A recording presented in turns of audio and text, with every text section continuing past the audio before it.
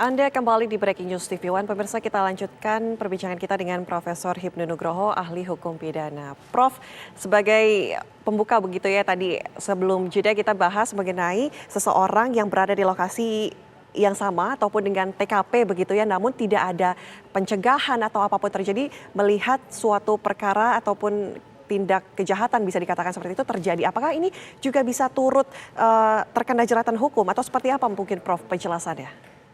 Ya, menarik ini pertanyaan Mbak Ana, ini menarik. Kalau yang terkait dengan delik pembiaran, delik pasif, itu biasanya adalah terhadap delik-delik korupsi. Ada suatu permufakatan jahat. Nah, konsep permufakatan jahat ini Mbak Ana, ini tidak ada baik pasif maupun aktif, nah, apalagi pembiaran. Narkotika, demikian juga. Trafficking, ada mufakat jahat. Lah, sekarang pertanyaannya, apakah dalam kasus FS ini perencanaan itu masuk kualifikasi permufakatan jahat atau tidak? Nah, ini yang jadi masalah. Kalau itu masuk kualifikasi sebagai bentuk permufakatan jahat, sama-sama tadi, kehendak sama. Tapi pertanyaannya kan tadi kan, wah ini kan kehendaknya beda-beda. Tapi oke, ini sebagai wacana. Kalau itu sebagai permufakatan jahat, kena delik pembiaran. Oke. Itu Mbak. Tapi kalau bukan sebagai kualifikasi permufakatan jahat, agak sulit. Nah ini yang nanti kayaknya harus diperdebatkan oleh penuntut umum, penasihat hukum. Ini penyertaan ini masuk kualifikasi permufakatan jahat atau tidak? Yang sekarang itu dikualifikasi permufakatan jahat, kalau masuk kualifikasi itu kena. Oke. Seperti halnya delik-delik korupsi, delik narkotika, extraordinary crime itu kan sama-sama Mbak Ana, iya kan harus sama-sama. Ada yang diem aja tapi tidak pernah melaporkan, ada diem aja tapi tidak pernah menyampaikan, ini delik pembiaran. Tapi ini enggak, ini masuk enggak? Nah ini perdebatan nanti di persidangan. Kalau ini masuk berarti kena. Tapi kalau tidak masuk sebagai kualifikasi perbuatan jahat, permufakatan jahat, enggak kena. Oke. Monggo itu kita di perdebatan itu nanti. Artinya Prof begini, dari delik pembiaran dari delik pembiaran begitu ini bisa masuk ke ranah delik penyertaan juga artinya. Begitu ya? Ya, kalau dikualifikasi bahwa perencanaan itu bagian dari permufakatan. Oke. Sekarang pertanyaannya, konsep permufakatan jahat yang dimaksud seperti apa? Nah, kita kan bicara teoritis nanti. Oke. Kalau yang terkait dengan tindak pidana khusus, korupsi, narkotika itu masuk kualifikasi sana. Tapi kaitannya dengan pembunuhan delik umum, ini kan delik umum pembunuhan berencana, masuk atau tidak?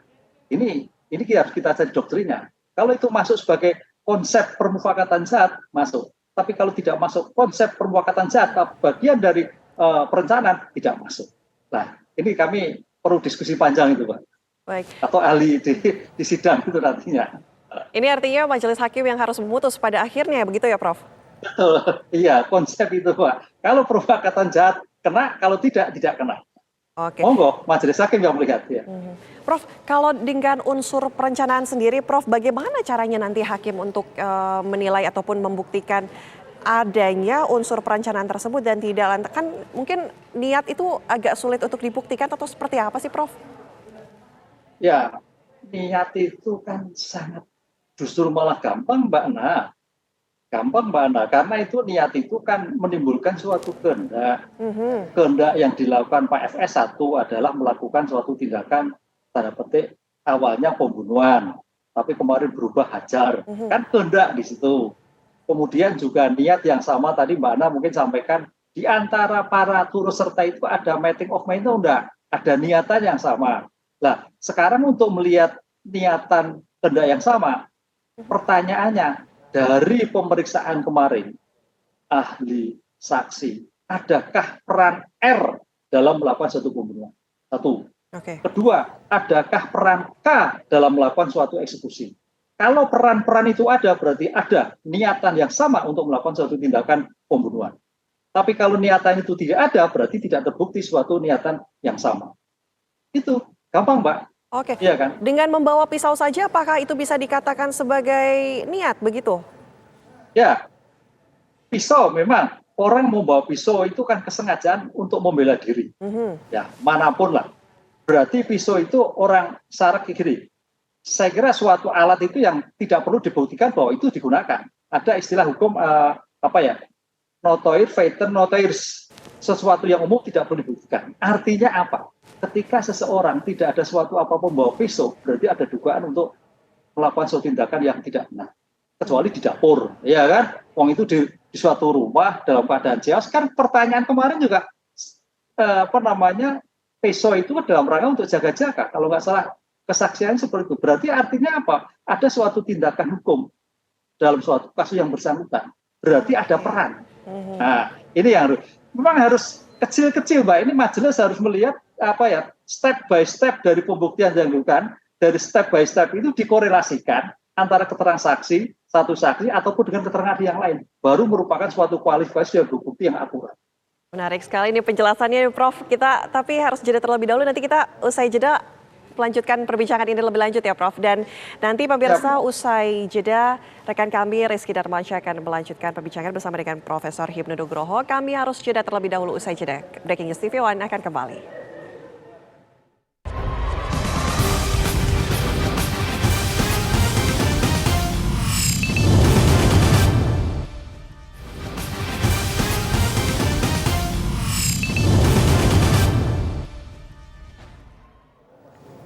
Anda kembali di Breaking News kasus Sambo, pemirsa, bersama saya Rizky Darmansyah. Kita kembali bergabung bersama dengan ahli hukum pidana Prof. Hipnu Nugroho. Prof, masih tersambung bersama kami, Prof? Ya, Mas Rizky. Selamat siang, Mas. Selamat siang, Prof. Prof, saya ingin bertanya ini, apa kaitannya sebenarnya pasal 55 ayat 1 dengan pasal pembunuhan yang didakwakan terhadap terdakwa khususnya saat ini Kuat Ma'ruf? Iya, sejak tadi memang tampaknya ahli menggiring. Ini kita harus lihat ya, namanya ini kan ahli penasihat hukum. Ahli penasihat, jadi namanya suatu persidangan itu, Mas Rizky, itu melihat suatu bagaimana membuat suatu pemikiran, membuat suatu analisis, ekspresi, ya kan? Bagaimana di dalam suatu persidangan itu bisa diyakini oleh majelis. Nah, saya sepakat kalau memang kepentingan sebagai ahli yang disampaikan oleh penasihat hukum menggiring ke pasal 55 ayat 1. Karena di sana di ayat 1 itu adalah menyuruh lakukan dan turut serta melakukan. Ini menyuruh lakukan dan turut serta melakukan. Kenapa? Kalau menyuruh lakukan turut serta melakukan itu memang dalam keadaan suatu meeting of mind yang sama, turut serta sama-sama. Kan itu. Tapi pertanyaan Mas Rizky, di sini berarti tidak ada suatu relasi, tidak ada suatu relasi kuasa. Yang ada relasi yang sama. Kan itu Pak Rizky. Kan sama-sama sih, sama-sama kehendak. Pak FS sama kehendak dong, sama K, sama kehendak sama R dan sebagainya. Itu yang dipahami. 55 ayat 1. Jadi tidak ada relasi kuasa. Itu betul kalau seperti itu. Nah, tapi pertanyaannya, dalam kasus ini, Mas Rizky, sepertinya adalah tindakan adanya relasi kuasa. Ya. Nah, itu loh. Nah, kalau relasi kuasa berarti 55 ayat 2. Nah, pertanyaan saya tidak melihat bagaimana penuntut umum tidak mengejar pasal 55 ayat 2. 552 itu yang menganjurkan.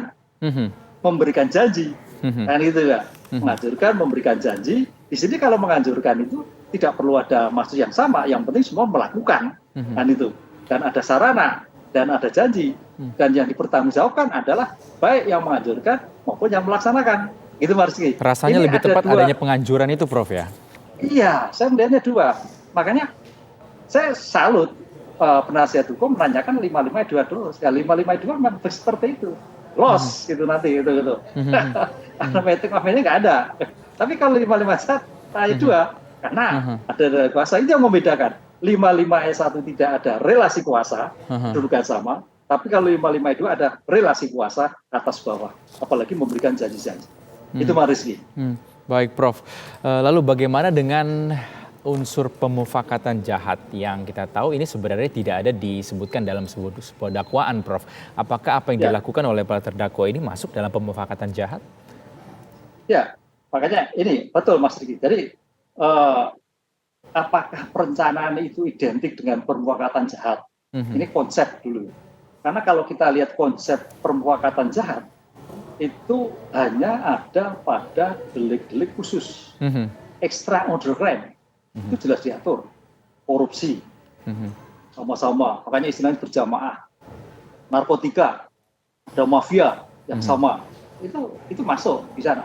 Nah, di sini ada peran-peran, ada peran aktif, peran pasif, bahkan peran pembiaran. Kan itu loh.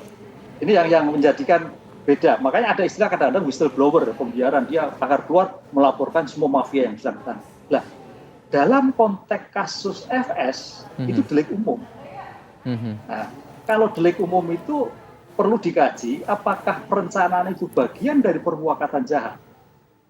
Kalau bagian dari permufakatan jahat, berarti namanya Bu PC walaupun pasif kena. Walaupun K juga tidak pernah aktif, hanya membantu, kena. Karena ada dalam suatu TKP. Siapa yang dalam TKP tadi? Tapi kalau bukan sebagai permufakatan jahat, lah ini tidak kena. Lah, disinilah hakim nanti yang harus memformulasikan atau penuntut umum nanti memformulasikan konsep antara perencanaan dan permufakatan jahat yang perlu dikaji secara mendalam. Sehingga jangan sampai ya lepas. Karena tadi betul, apakah yang dalam suatu TKP itu dimintai pertanggungjawaban? Ya tergantung. Kan gitu loh. Karena disebutkan tadi tidak semua orang yang berada di TKP kejahatan berarti ikut turut serta begitu Prof ya, keterangannya. Ya betul seperti itu. Maka peran kan Mas Rizky, peran itu kalau permufakatan jahat perannya jelas, tapi kalau kayak perencanaan ya masih terjadi perdebatan. Itu saya bukan dalam arti mendiskusi, tapi ada konsep yang saya kira perlu dipertajam kembali di dalam analisis nanti pembelaan ataupun di dalam putusannya. Oke, sebaiknya formulasi seperti apa yang mungkin bisa diterapkan oleh jaksa penuntut umum agar jangan sampai ini para terdakwa lepas. Ini kan kita berbicara dari sisi jaksa penuntut umum, Prof. Ya, kalau melihat suatu seperti itu, hukum kan dinamis, progresif kan itu.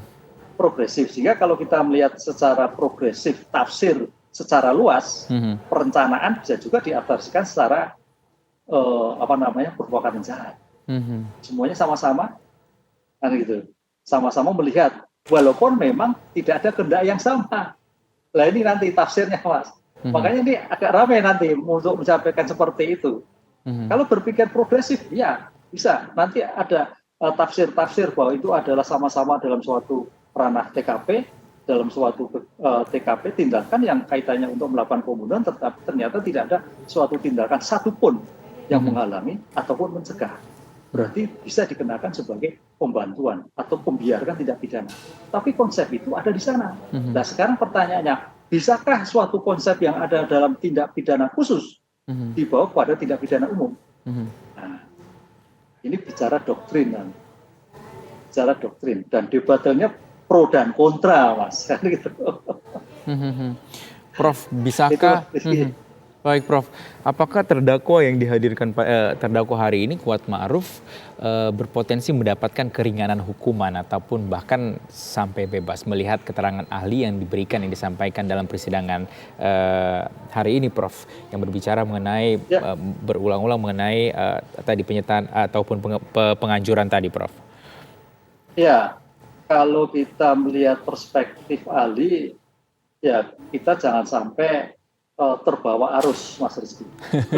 Dalam satu persidangan kita sampai terbawa arus. Penasihat hukum jangan terbawa arus penuntut umum juga jangan terbawa arus oleh penasihat hukum. Nah, disinilah yang harus kita pada on the track bicara bukti. Adakah bukti yang menunjukkan ketika itu Kuat Ma'ruf peran di dalam suatu TKP yang bersangkutan? Kalau perannya itu ada, ya saya kira masuk. Tapi kalau perannya itu tidak ada, ya berarti tidak masuk. Jadi tergantung bukti. Karena bukti primer itu akan mempunyai nilai yang bagus ketimbang ahli. Kalau ahli menjelaskan, ahli itu menjelaskan yang harus juga didukung dengan bukti primer. Nah, itu loh. Sekarang pertanyaan ahli itu bisa nggak dibuktikan bahwa perannya ahli seperti apa? Buktinya apa? Nah ini yang harus dilakukan. Tapi kan ahli nggak bisa masuk. Ahli itu memberikan keterangan berdasar standar keilmuannya. Jadi ahli itu sebetulnya tidak masuk pada konteks perkaranya. Ini harus diperhatikan. Ahli nggak masuk dalam konteks perkaranya. Ahli memberikan konteks dalam tataran keilmuan. Itu Mas Rizky yang harus bedakan. Sehingga kalau toh memang masuk ya ilustrasi kemarin kan gitu kan. Nah itu nanti dari majelis ini memang majelis harus perlu renungan lebih mendalam ini kaitannya. Tapi tidak juga kalau kita sejak awal bukti-bukti yang dilakukan oleh jaksa dari peran-peran itu sudah kelihatan semua. Memang sekarang dihadirkan ahli itu paling tidak meringankan dari kuat ma'ruf. Ya, seperti itu. Baik, kemudian muncul pertanyaan Prof, sejauh mana keterangan dari ahli ini dapat mempengaruhi pertimbangan dari majelis hakim, Prof? Ya, ini Mas Rizky, saya selalu berbicara pada doktrin bahwa suatu keterangan ahli itu diperlukan untuk menjelaskan suatu keterangan-keterangan yang masih bias. Masih bias, masih ragu-ragu, maka hadirlah ahli.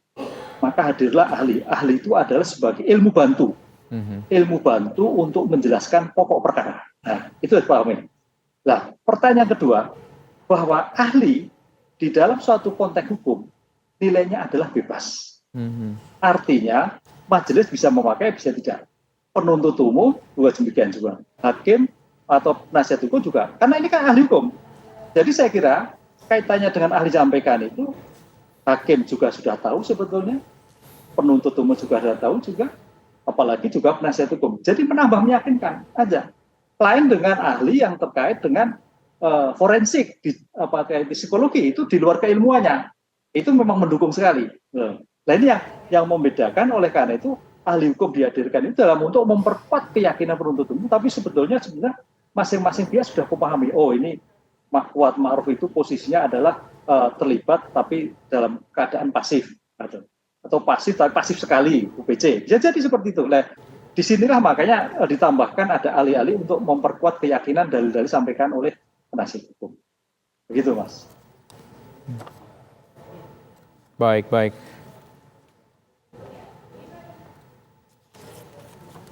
Baik, Prof, kita akan lanjutkan lagi perbincangan kita pada Breaking News kasus Sambo. Namun usai jeda, Prof, ditahan terlebih dahulu, tetap bersama kami di Breaking News kasus Sambo.